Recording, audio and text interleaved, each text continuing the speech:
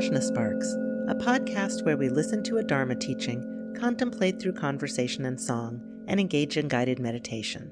In this episode, we focus on Buddha's first teaching, the Four Truths.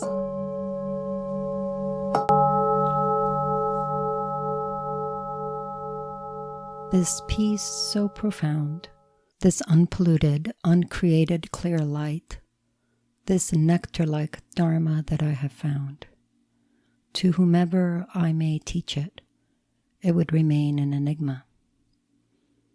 So I will remain silent and stay here alone in the forest. These are the words that the Buddha Shakyamuni uses to describe his mindset after enlightenment, when he still remained in the vicinity of the Bodhi tree and reveled in the experience of awakening.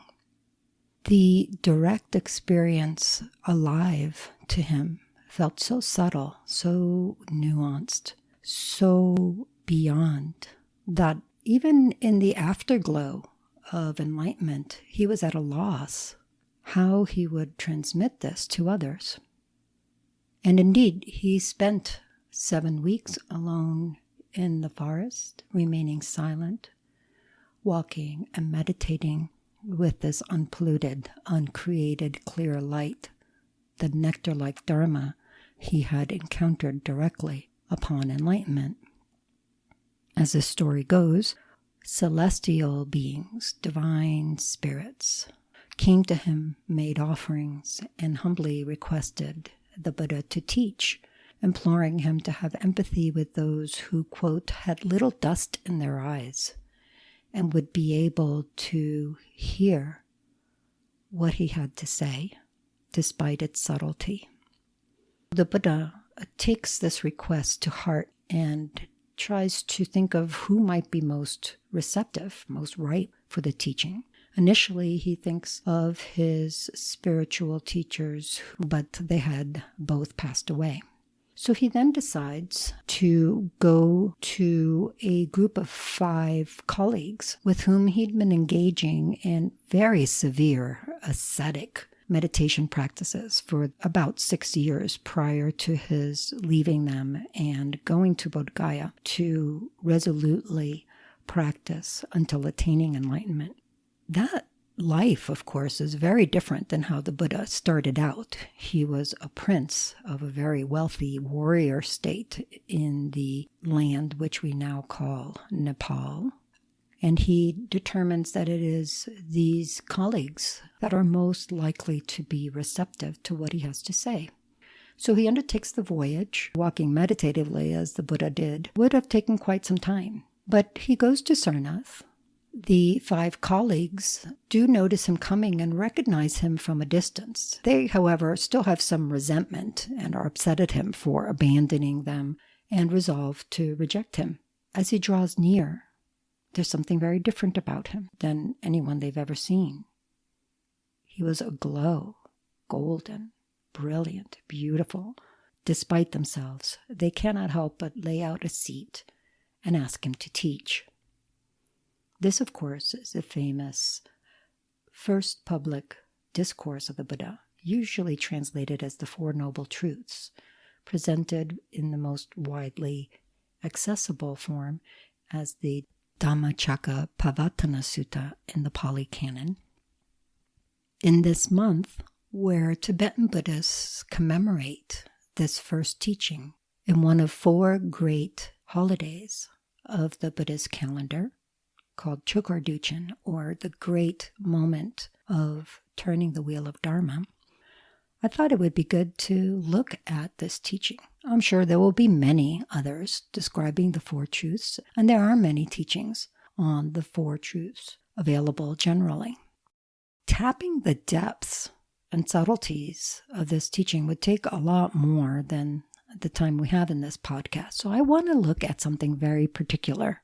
And yes, you got it. It's about a word. This word, true, or truth, which is the term used to describe the 4 principles that the Buddha perceives directly in enlightenment And upon seeing that with precision and clarity, he was able to recognize himself as enlightened. We'll talk in a minute about what those 4 true things are. These things that are true to those who are noble. And noble here just means realized. This title, 4 Noble Truths, literally just means 4 true things we encounter upon realization. This term true, though, can seem a little awkward nowadays. Perhaps we think we're being arrogant, saying this is the truth, and all these other traditions have it wrong. Or perhaps we think that there is no one truth, or that all truths are one. It's important, before we even look at what the Buddha has to say, that we understand what he means by true. Interestingly, the English word is actually, in and of itself, quite accurate. Its original meaning in Old English and German relates to faithful or trustworthy. These old European terms have roots in Indo-European languages that English holds in common with Sanskrit. So, for example, the word daruna or daru, hard, wood, related to tree, something that is solid and uplifting, relates to this term, true. When we speak of true in this context, it is less about what accords with fact or accuracy, and more about what is steady, firm, dependable, trustworthy. What is something that is proper and fit for a particular purpose? Something that is sincere and unfeigned. When we think of these 4 true things, these are 4 things that, upon realization, are discovered to be fit, useful, proper, like a finely crafted arrow that is true in that when it is released from this finely crafted bow, it goes straight to the bullseye without falling short, without wavering, without overshooting and missing the mark.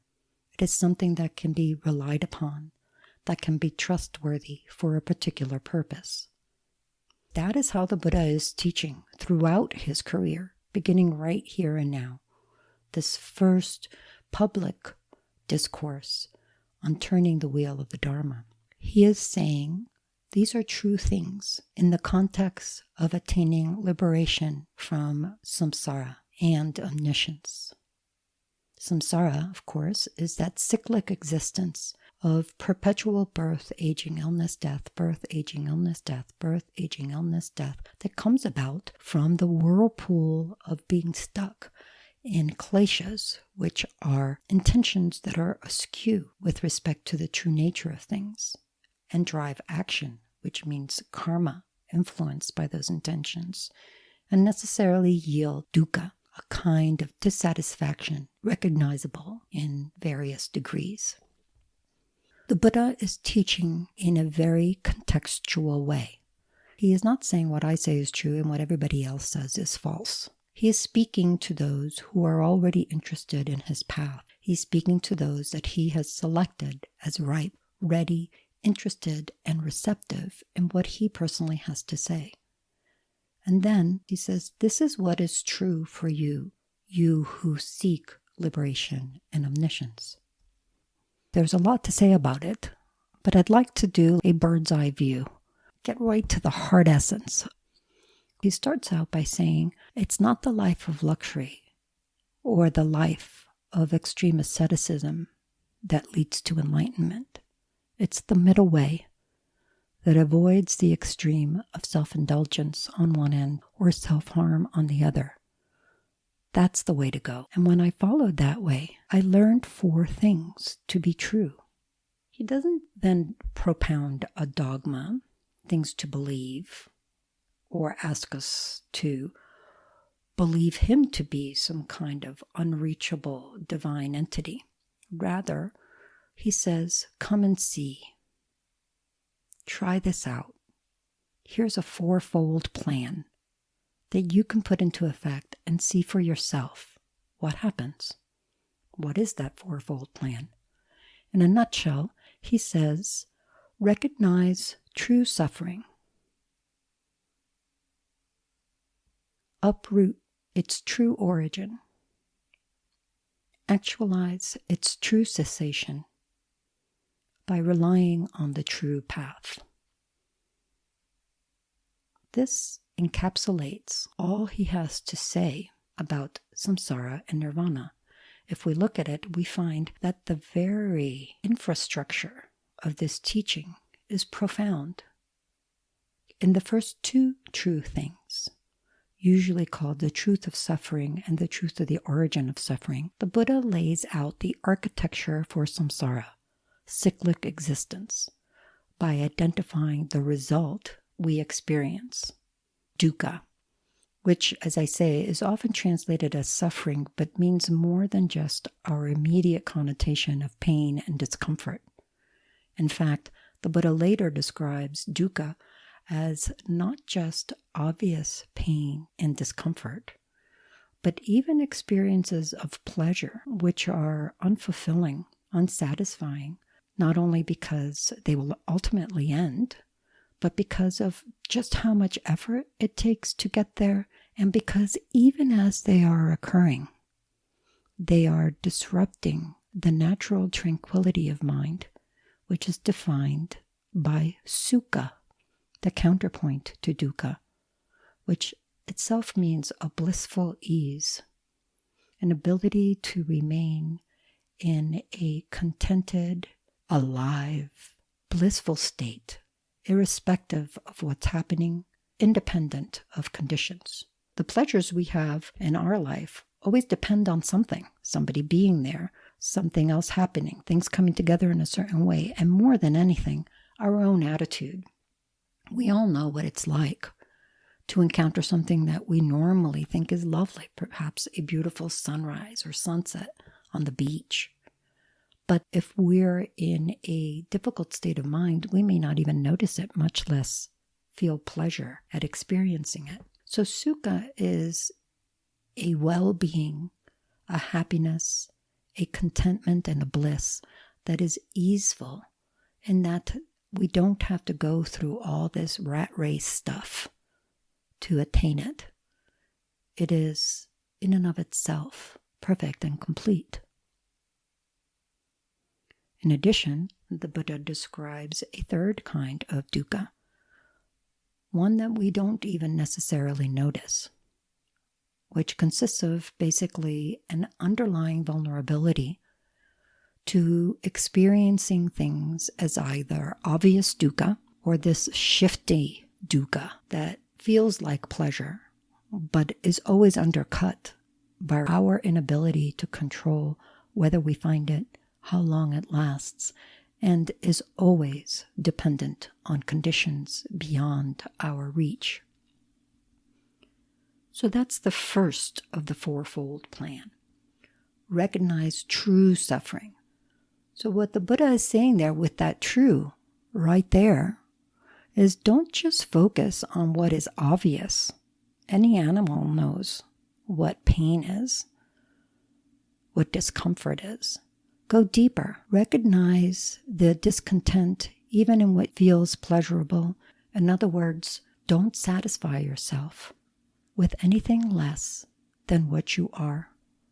The state of pristine bliss and ease that is sukha, the state of nirvana.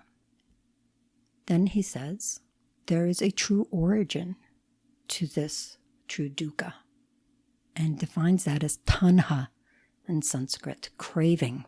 There's a sense of thirst, compulsion, or obsession to tanha, a craving that possesses us rather than empowers us or encourages. So the Buddha is identifying a cause to the result that we are experiencing. In other words, the Buddha is meeting us here and now. That's one of the first things we learn about the Dharma. First, it's maturational.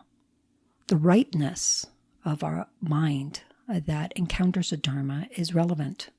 The Buddha chooses his audience with care. because there's a maturity that occurs on a spectrum. That maturity is one where we progress from right where we are to where the path takes us. In addition, Dharma is relational. It matters to the Buddha that he has a connection to the audience to whom he's speaking, that they have an interchange with him where they are in an attentional state that makes that teaching dynamic and engaging for them. As we see with this very first true thing, the Buddha meets us right where we are. The Dharma is experiential. It's not about something that we have no access to, something we cannot understand. The Buddha does not start out talking about this unpolluted, uncreated, clear light. He talks about what we know, suffering. And then he goes deeper. As he continues to explain dukkha and its cause, he then turns to the fact that there is a cessation to dukkha, a true cessation. By eliminating dukkha, the linchpin of that cycle of birth, aging, illness, death, which itself comes from the cycle of klesha karma dukkha, we blast this architecture of samsara to smithereens, and we're left with nirvana, the freedom from that cycle of klesha karma dukkha, complete freedom from dukkha, such that it can never recur. We are not only free of experiencing dukkha, but we've eliminated all of the causes that generate it. We've eliminated the kleshas, negative intentions that drive negative actions and lead to any of the various kinds of dukkha. So there is a true cessation. Then he describes not only the result that's possible, nirvana, but the cause, the true path. So the Buddha in these four true things is laying out in the first two, the architecture of samsara, and the second two, the architecture of nirvana. And he's doing that in the form of cause and result in each of those pairs. The true origin, craving, being the cause of the result, dukkha, which is samsara, and the path being the cause for the result, the true cessation, which is nirvana. So then what is this path? This true path, the path that is true because you can count on it. It has been finely crafted and honed so that when you let it fly, it will hit its mark without falling short, without overshooting, and without faltering. What is that path? This is the famous Eightfold Path. Right view, right intention or thought, right speech, right action, right lifestyle, right effort, right meditation, and right concentration. Here too we have another controversial term, right. Nowadays, this is often rendered as wise or skillful. Again, there's this sense of political correctness. We don't want to say something is right and you're wrong or I'm wrong. But again, while wise and skillful are accurate descriptions of these aspects of the path, it misses that sense of upright, of integrity, of being in a harmonic with what is true in the sense of fit for that aim. Think about what you consider to be true, what you consider to be right. In many ways, what the Buddha is saying is, we all want true happiness, true freedom from suffering. There's nothing wrong with us. The difficulty is that we don't find the right ways to meet what is true, to harmonize with what is true. Let me give you a fourfold plan for how to do that. Recognize true suffering. Eliminate its true origin. Actualize its true cessation by relying on this true path.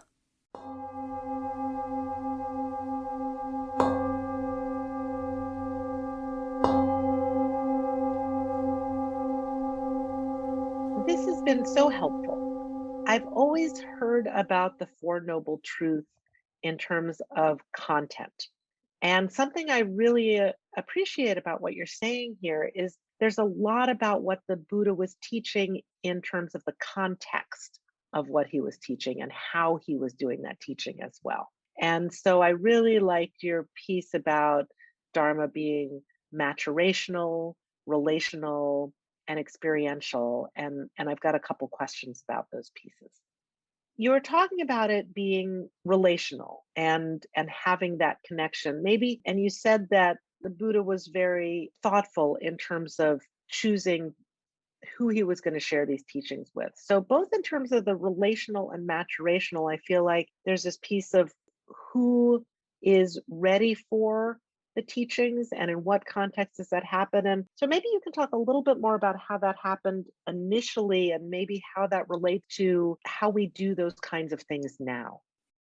I mean, I think what those two pieces go to is very much the fact that Dharma is always embedded in a context, typically a cultural context, because Dharma made its way through various countries and cultures and is now encountering the biggest boom in many ways by encountering Western culture. But it always remains this very relational and maturational process in the sense that the way we encounter Dharma through teachings is necessarily one of engaging with the teacher, with fellow students, with our own mind, and also one where we start where we are and we progress. The Buddha always taught in a gradual progression. That's not to say that there aren't some folks who, by strength of practice in previous lives, is the explanation in Buddhism, they hear the teachings and immediately get it or immediately connect. But typically for most of us, it's a progression. It's something that goes over time and in a stepwise fashion. So the very same teaching, for example, the Four Truths, is something we can encounter at different points of our spiritual path and get a very different amount of content out of our particular context. Because one of the things I love about the Buddha's teaching is how layered and embedded it is within itself. I love to say that it's like a hologram where every piece of the film is able to produce the entire image. Every little piece of the Buddha's teaching, even a small fraction of one piece of the Four Truths, is able to give life to the full range of 50 some years of teaching within our own mind, if that's what we're ready and able to encounter. So this leads to an even more important thing about the Dharma, the fourth piece. It's always realizational. We can talk about Dharma as scriptural Dharma, the stuff on the page or the sound waves of the words, and the realizational Dharma, what we are living and actually able to transmit through our understanding, through our conduct, through our practice. Can you say more about that realizational piece? I want to make sure I understand what you mean by that. There's a difference between us talking about the Four Truths and us actually engaging that path and encountering the way it unfolds within our own minds. So one of the beautiful things about this teaching is that the very sequence of these truths is a teaching in and of itself. The Buddha doesn't start out by saying, hey, there's a nirvana and it's an incredibly wonderful, peaceful, profound, uncreated, clear light. He could have started with that, but he already knew that's so far afield, that's so intangible, it's so attenuated. So he starts out right where we are. He starts out with what we have experience of. That's the experiential piece. We all know what it is to have discomfort, to have discontent, disappointment, lack of fulfillment. Everywhere from the spectrum of absolute pain to this existential angst that we might have in our life. So he starts out with that experience and he explains, well, you know what? You don't have to settle for that. When you read the sutra, as he goes through the teachings, the colleagues who are listening are really starting to imbibe this. By the end of the sutra, one of them has gotten it, and they call him Kondana, who understands. That is that moment of the Dharma turning. Turning the wheel of Dharma means the mind actually going from scripture to own experience to the realization blossoming right within that mind.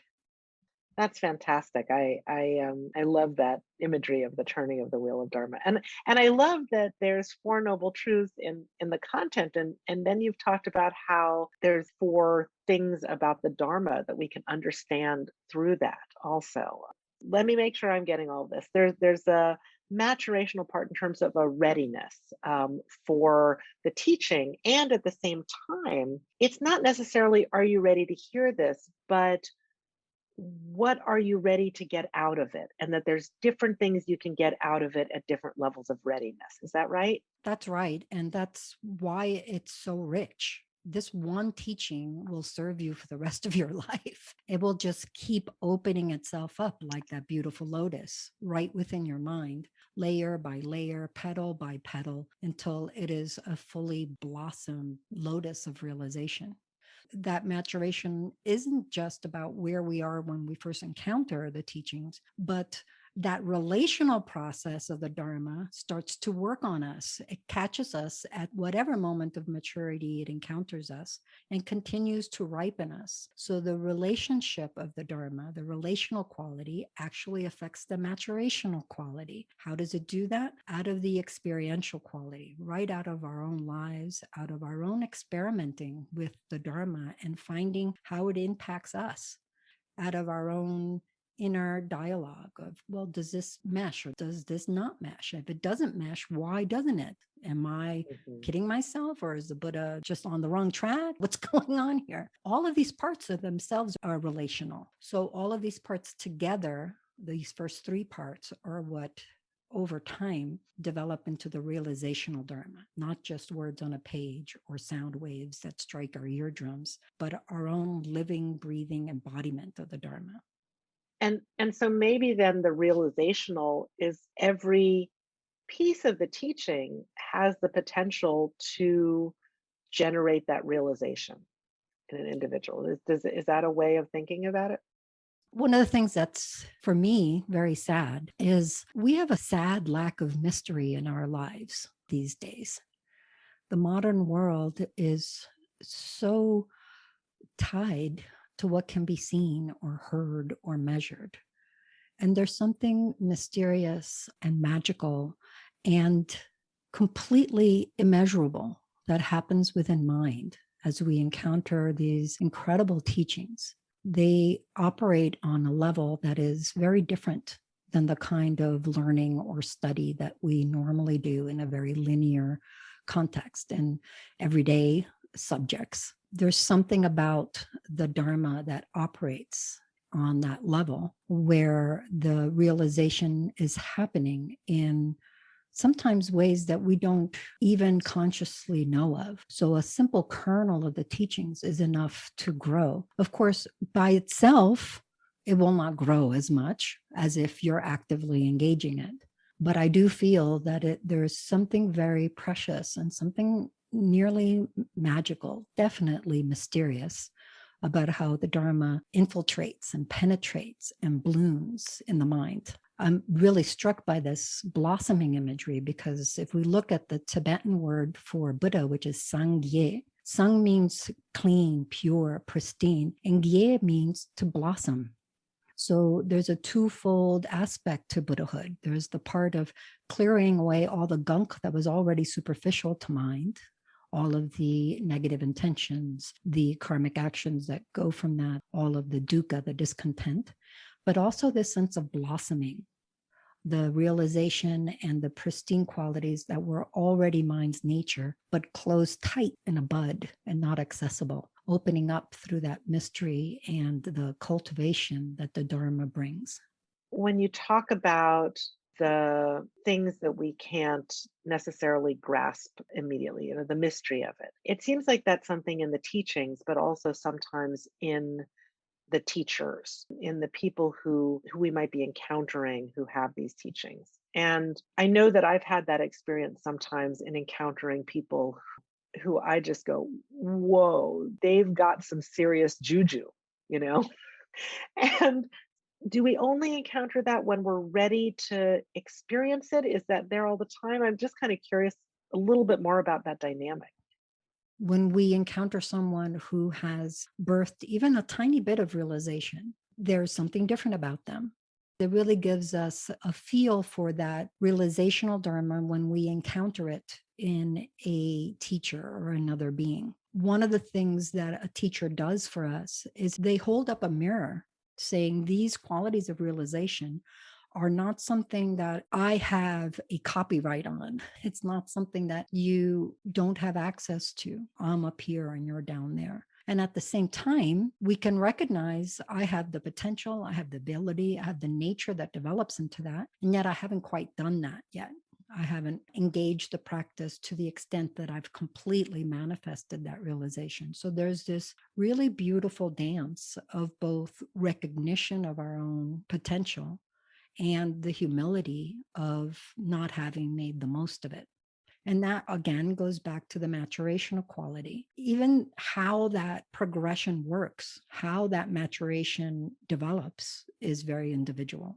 Some people encounter one teaching of the Dharma and it just stays in their mind, maybe not even very consciously for most of their life or even all of their life. One of the things that happens from a Buddhist standpoint is we're working on the scale of multiple lives. We don't have that same stopwatch going of, oh, I only got about 20, 30 years left. When is this going to happen? The Dharma is able to be infinitely patient because there is nothing else that can happen with mind except for its achieving its full potential, as long as there is that motivation, that inspiration, and that active engaging of mind and practice. We can be as patient as we like because that maturation might happen in this life. It might not happen for many lives, but it's there.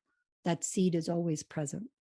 That's great thinking about the maturational process, the relational process, experiential, realizational, because I think that that unfolding, sometimes the teachings tell us about the end point of where we're getting to, but the path of getting there, I think is, I don't know, I feel like for myself, I have a sense of the things to do, but I don't always know how it's going to unfold exactly. And it sounds like that's the nature of it in a way.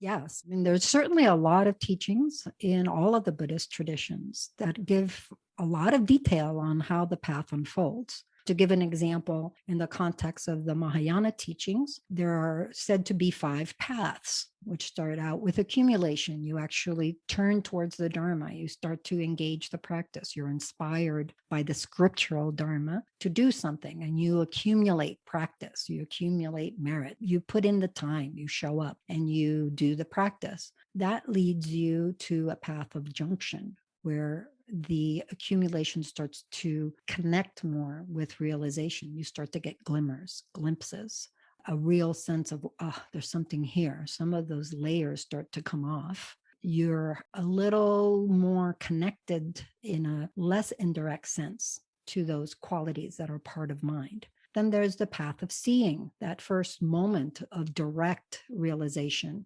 of the true nature of things, which the Buddha calls shunyata, the emptiness, and which we encounter as interdependence. Then there's a path of cultivation where the realized being continues to cultivate familiarity with that realization. And then there's the path of no more learning, which is Buddhahood itself. But then if you look at the path of cultivation, that breaks down into several levels. There's 10 bhumis or levels for the bodhisattvas, and each one of them is characterized by different events. These are all very wonderful models and structures that help humans who have an infinite capacity for complexity to understand something that's very simple and as close as the end of their nose. So there's a lot of description, there's a lot of detail, there's even a lot of debate that goes on around all of these things. And yet at the same time, while those are milestones or general ideas of how the path works, it's still completely individual.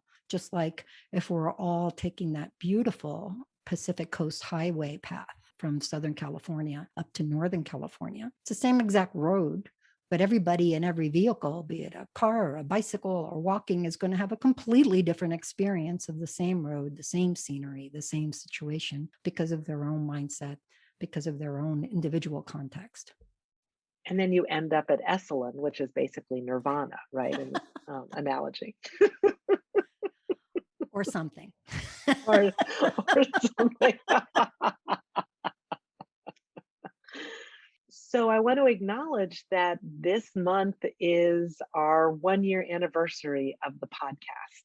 I was thinking about, when you're talking about turning the wheel of Dharma and the request to turn the wheel of Dharma, because that's really something in this tradition where, people don't just like go out there and teach. It's upon request. It's people wanting and thirsting for that. And I was just thinking as you were talking about this, how because of the pandemic, you started doing teachings online. I was able to attend one of your teachings and I said, oh my gosh, you're amazing. I want more people to hear this. And that's really how this came about, that I did recognize something in you as a teacher that really lit something up inside me. And I really wanted more people to have access to that. And so I just want to express my appreciation to you for playing along and saying, okay, I'll do this. And we've been putting this out there to folks. I hope that other people will get different things at different levels of readiness, is what I realize. And so people might be having very different experiences of this than I am, but I feel like I've just been getting so much out of this. So thank you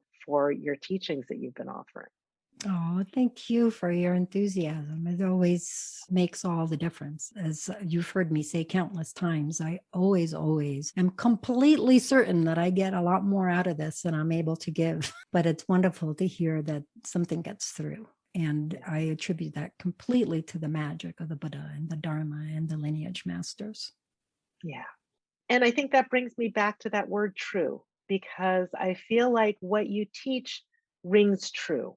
And I know that you said this isn't about true in opposition to false, so it's not necessarily that like this seems, right and other things seem wrong, but that this resonates. Like what you are offering really resonates for me. And for me, that's a way of sort of assessing the trueness of it, I guess. I think there's a lot to that. Spiritual paths are very beautiful. The endpoints described are magnificent, and yet they're still challenging. But most of the challenge comes from our ingrained habit of believing that we are smaller than we are. When something rings true, it's actually encouraging us to break out of those limitations and to go to a very sometimes unsupported space, a groundless space, where we are accountable for ourselves and to others at once. This is no easy feat. So this is why the trueness is so important. When we resonate with the teachings in that way, with the realization in a teacher in that way, that's where we get that steadiness, that sense of trustworthiness that allows us to say, you know what, I am going to take a step out of this enclosed space I've created out of my habits and be willing to fly free, like that fledgling little bird coming out of the nest and taking that leap of faith. This has been Yeshe and Tania. Next, you'll hear Heather with a song, and then Zopa offering a guided meditation with Shivnee on Tibetan singing bowls. Thank you for listening.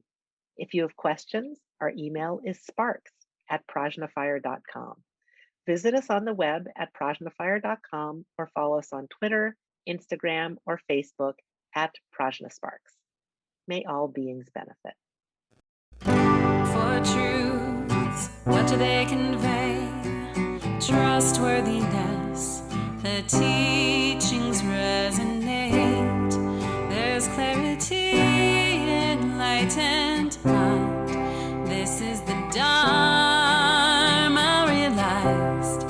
This is Dharma. Buddha beneath the Bodhi tree, where he encountered right view, was requested to teach what he had learned. Mind's ready for truth to be told.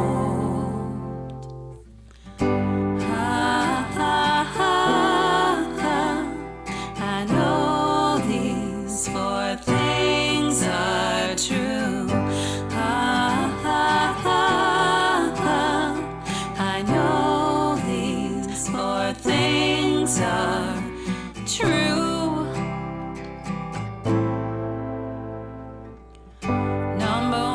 suffering. Number 2 is the cause. 3 is cessation for the path. The wheel is turning all the time. This is the Dharma realized. This is Dharma. Blossoming like a lotus. Buddhist teachings ripen my mind. Like a hologram, each piece contains the whole. In mystery, the path will unfold.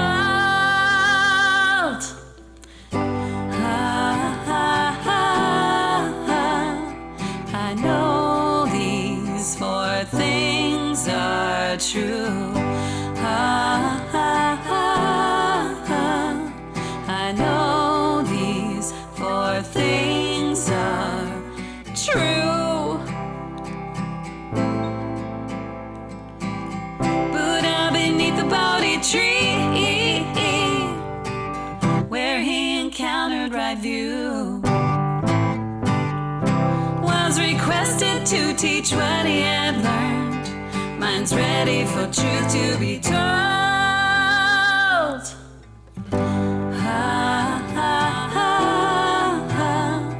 I know these 4 things are true. I know these 4 things are true. These 4 true. These 4 true. I know these 4 are true. And 4 true. I know these 4 are true. These 4 true. I know these 4 are true. True. I know these 4 are true.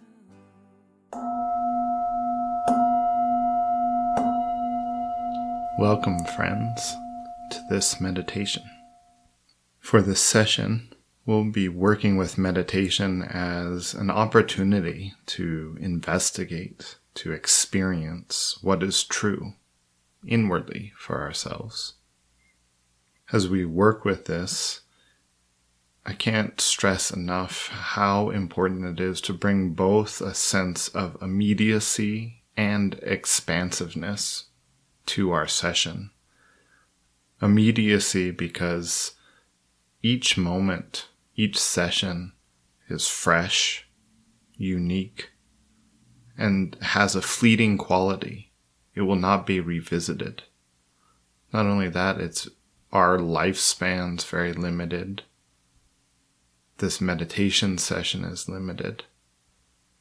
When we bring this to mind, it can give us that directedness, that full sense of presence in the moment, because we're recognizing how precious it is. It's not the same as any other time.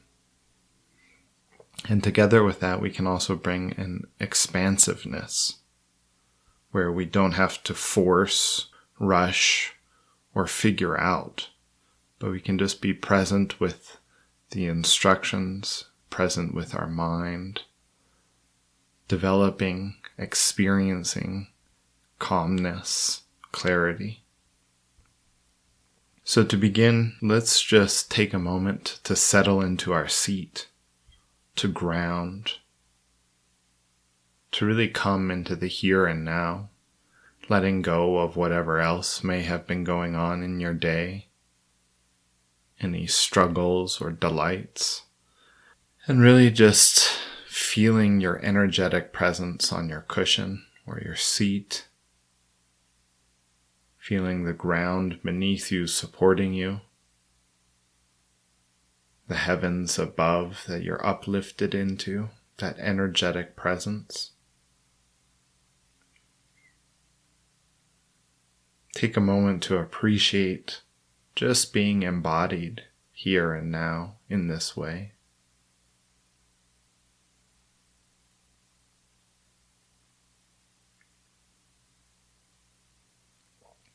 We'll begin with shamatha, calm abiding, tranquility meditation, where we're cultivating one-pointed attention. So we can take the breath as our focal object, just resting our attention on the inflow and outflow of the breath, using that as the anchor to keep our attention bright, sharp, and relaxed. If we get distracted, we just notice that we're distracted, and without following it or judging it, just bring our minds back to the breath. So let's practice like that for a minute or so.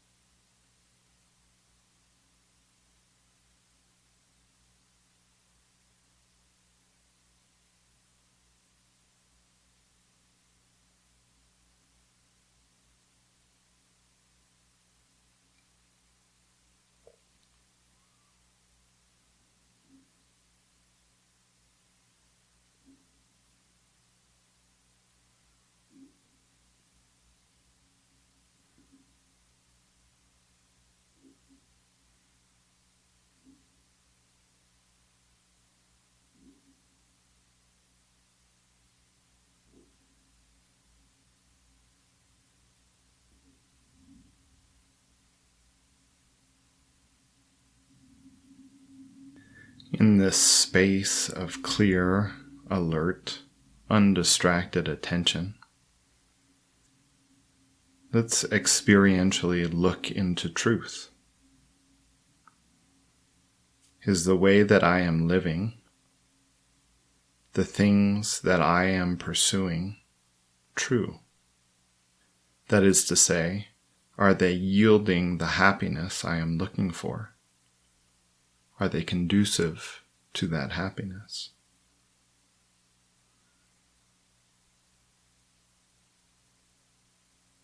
Take a moment now to investigate one-pointedly, keeping your attention in the sphere of this question.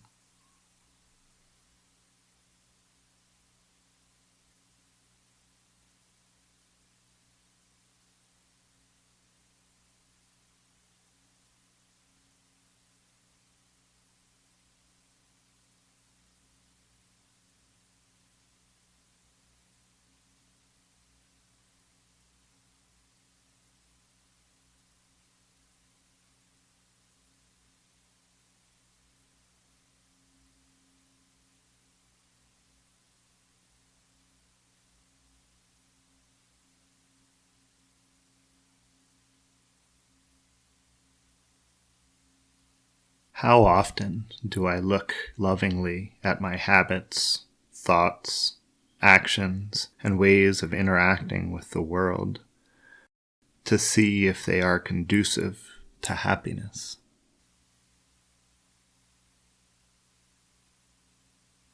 How important to make such an inward inquiry a touchstone of our days.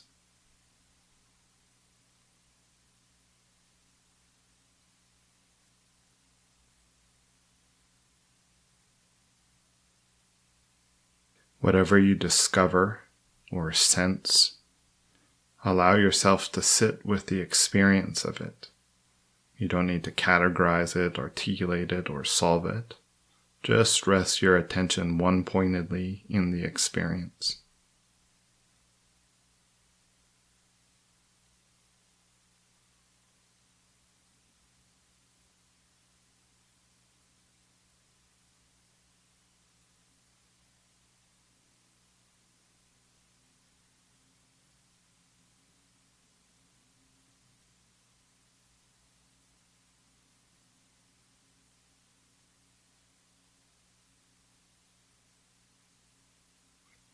What insight does this bring me?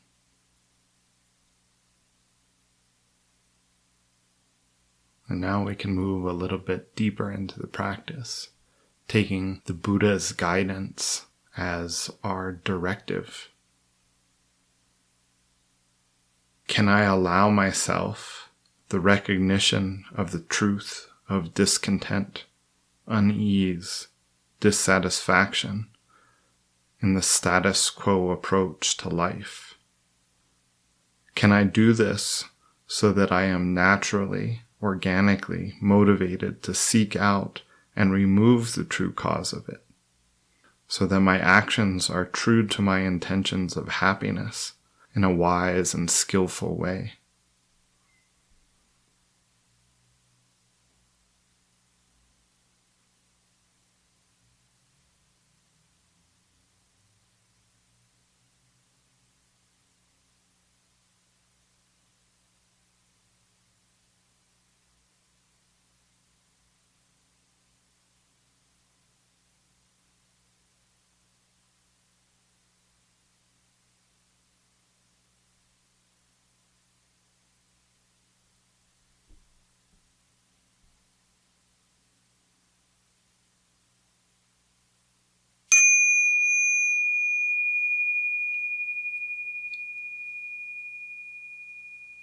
Thank you for your practice and for your curiosity, your inquisitiveness, delving with kindness into your own experience.